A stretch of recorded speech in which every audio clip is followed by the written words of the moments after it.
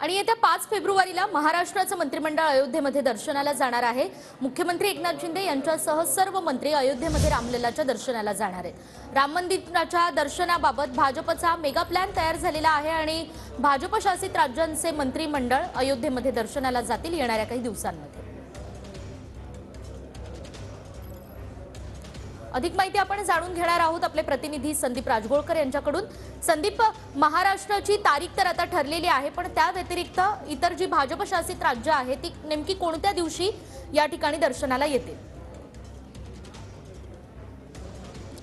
अगदी बरोबर आहे निकिता। 22 तारखेला राम मंदिराचं उद्घाटन झाल्यानंतर आता हा भाजपने एक मेगा प्लॅन तयार केला असं म्हणता येईल। 31 जानेवारी ते 4 मार्चपर्यंतचा हा एक मेगा प्लॅन असणार आहे आणि त्यामध्ये 5 फेब्रुवारी हा दिवस निवडण्यात आलेला आहे महाराष्ट्राच्या मुख्यमंत्र्यांसाठी, 2 उपमुख्यमंत्र्यांसाठी आणि संपूर्ण मंत्रिमंडळासाठी।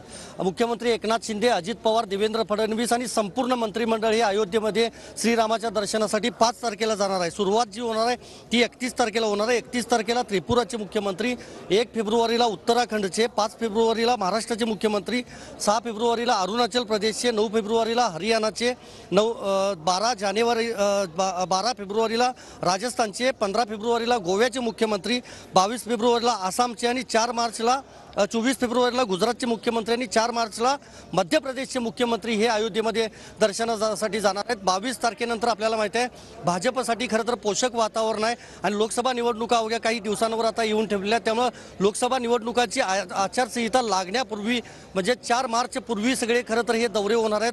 त्या राज्यांचे मुख्यमंत्री, उपमुख्यमंत्री आणि संपूर्ण कॅबिनेट मंत्री असतील, जे राज्यमंत्री असतील, हे सगळेजण त्या ठिकाणी दर्शनासाठी जाणार आहेत। त्यामुळे 5 फेब्रुवारीला महाराष्ट्राचे मुख्यमंत्री, दोन्ही उपमुख्यमंत्री आणि संपूर्ण मंत्री दर्शनासाठी जाणार आहे।